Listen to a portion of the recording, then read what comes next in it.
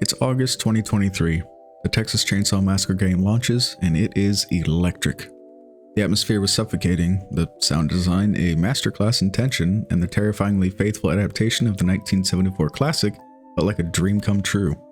For a hot minute, it really felt like the asymmetrical horror genre had a new titan.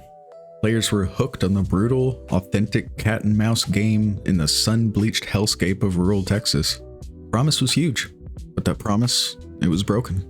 Excitement curdled into frustration. The player base, once buzzing with thousands of fans, started to hemorrhage. On platforms like Steam, the player count plummeted, losing what some estimated to be over 90% of its initial audience. Hope turned into bitter disappointment. So, what went wrong? How did a game with such a killer launch, a beloved IP, and an innovative 4v3 gameplay loop fumble the ball so catastrophically? This is the story of how greed, a string of truly baffling decisions, and a fundamental misunderstanding of its own community choked the life out of what could have been a horror classic. Let's be crystal clear. At launch, the Texas Chainsaw Massacre was special. Gun Interactive and developers at Sumo Digital had somehow captured lightning in a bottle. Critics were raving about its oppressive atmosphere and its shockingly faithful recreation of the source material. It wasn't just a game about a Texas chainsaw skin, it felt like you were in the movie. That unique 4v3 asymmetrical mechanic was a breath of fresh air, demanding a level of teamwork from both victims and family that was genuinely engaging. The core gameplay was just addictive. The frantic search for tools as a victim, the heart-pounding terror of hearing that chainsaw rev nearby, the strategic coordination of the family setting traps, it all just worked. The community was buzzing. We had something that felt like a true competitor in the space, a game built on pure, uncut horror. Even with some launch day jank and a few balance quirks, the foundation was rock solid. There was an army of players ready to support the game for the long haul. We were all in, the potential for greatness was undeniable. But potential doesn't keep the servers running, and as we'd all soon find out, the roadmap to the future was built on a sinkhole. The first and most glaring red flag was the content desert. The game launched with only 3 maps. 3! For a multiplayer game that relies on replayability, this was a shockingly small amount of content. Players quickly memorized every escape route, item spawn, and hiding spot. Matches started to feel repetitive, less about skill and more about just running through the motions. The scarcity immediately raised concerns about the game's long-term health. On top of that, there were 0 offline modes. No bot matches to practice, no single-player challenges, nothing. This meant new players were tossed right into the deep end, a high-stress environment where one mistake could cost their team the game. It was a brutal way to learn, and a huge mistake for a game trying to grow its audience. The lobby experience itself became a nightmare, with players reporting insane wait times, sometimes 10 or 15 minutes, just to get into a match. This was often because players were dodging lobbies, a problem made worse by the game's own design. Then came the monetization. Just as the community was begging for new maps and core content, the developers announced their DLC pricing strategy, and it felt like a gut punch. While the new maps would be free, the prices for everything else were staggering. In one infamous example, a cosmetic skin for Leatherface was dropped for $16, nearly half the price of the entire base game. New characters were priced at $10 each, and even new kill animations were sold for $7. The message this sent was toxic. It felt like the focus wasn't on building a healthy game, but on squeezing every last penny from the dedicated players who were left.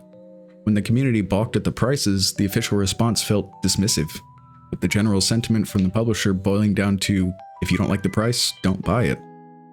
This, to many, was a slap in the face, and it pushed even more people away. This downward spiral got worse in early 2024. News broke that the original developer, Sumo Digital, specifically the Sumo Nottingham studio, was being swapped out for Black Tower Studios. Now, the publisher, Gun Interactive, told players that this was nothing to be scared of, but changing developers midstream is rarely a sign that the project is healthy. Players felt their feedback on critical issues like game-breaking bugs and severe balance problems were being ignored. It felt like old mistakes were being repeated. Players were furious about issues like stun locking, where a family member could be stunned over and over with no way to fight back. It was a problem Gun had already dealt with and solved in their last big horror game, Friday the 13th, so seeing it pop up again here was just baffling. Patches took forever to come out, and sometimes they would break things that had previously been fixed. This created a huge rift between the creators and the community they desperately needed to keep the game alive. Every buggy patch and tone-deaf comment just eroded trust even further. For months, the dwindling community held on to a sliver of hope. Hope for more maps, for better balancing, for a sign that developers were committed to turning the ship around. That hope was extinguished in May 2025. In an official announcement, Gun Interactive declared that Texas Chainsaw Massacre would be receiving no further content. No more DLC, no more balance updates, and no more bug fixes after one last patch. Their reason? The team felt that the game had been quote-unquote fully realized and had reached its natural creative end. For the players who stuck it out through the content drought, the pricey DLC, and the frustrating bugs, this explanation was just insulting. The game didn't feel fully realized, it felt abandoned. It was a project brimming with potential, stuck with licensing for only the first film, and ultimately unplugged by its very own publisher. The announcement confirmed that while the game would stay playable and not be delisted, it would eventually be moved to peer-to-peer matchmaking, a clear sign that they were done paying for dedicated servers. The news was the final, definitive nail in the coffin. It was an admission that the journey was over. The passionate project that had started with so much promise was being put out to pasture less than 2 years after its celebrated launch. But that's just the story that the facts tell. I really want to know what you guys think. Were you there on day one fighting for your life in the Slaughter family's backyard? What was the moment you knew it was over? Let me know your story in the comments below. And if you appreciate the deep dives into the life and death of games like this, do me a favor and hit that subscribe button. It's your support that lets me make more videos just like this one.